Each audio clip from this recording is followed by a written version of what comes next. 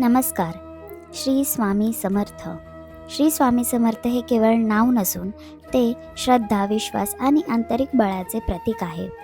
स्वामींचे नामस्मरण, जप आणि मंत्र हे साधे पण अत्यंत प्रभावी मार्ग असून ते मनाला शांती देतात आणि जीवनाला एक योग्य दिशा दाखवतात. स्वामी नामस्मरण, जप आणि मंत्र हे आध्यात्मिक साधनेचे 3 सोपे पण प्रभावी मार्ग आहेत, जे श्रद्धेने आणि सातत्याने केल्यास जीवनात शांतता, आत्मबळ आणि सकारात्मक परिवर्तन घडवतात.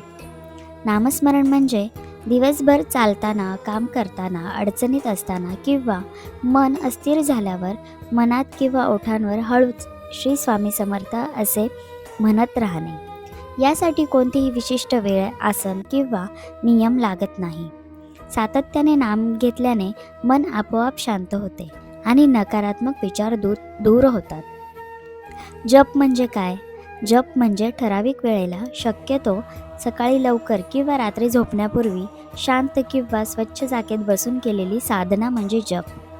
सुखासनात बसून 2 ते 3 वेळा खोल श्वास घ्यायचा आणि मन स्थिर करायचे आणि नंतर श्रद्धेने श्री स्वामी समर्थ हा मंत्र हळू, स्पष्ट आणि शांत आवाजात किंवा मनात म्हणायचा.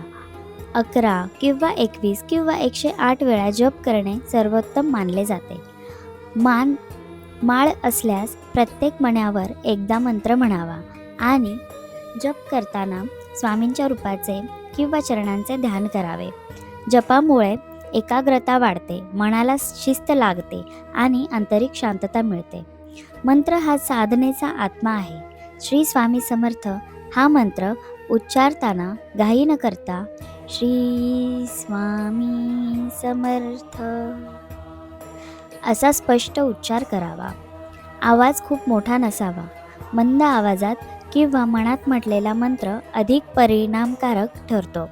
मंत्र म्हणताना श्रद्धा, नम्रता आणि विश्वास हे सर्वात महत्त्वाचे घटक आहेत.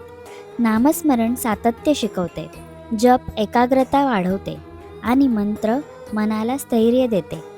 या तिन्हींचा समतोल साधल्यास जीवनात शांती, धैर्य आणि स्वामींची कृपा अनुभवता येते. नियमितपणे श्रद्धेने श्री स्वामी समर्थ नामस्मरण, जप आणि मंत्र केल्यास मन शांत होते, अडचणींना सामोरे जाण्याचे बळ मिळते आणि जीवनात सकारात्मकता वाढते. स्वामींवर पूर्ण विश्वास ठेवला की ते नक्कीच मार्ग दाखवतात. श्री स्वामी समर्थ. जय जय स्वामी समर्थ.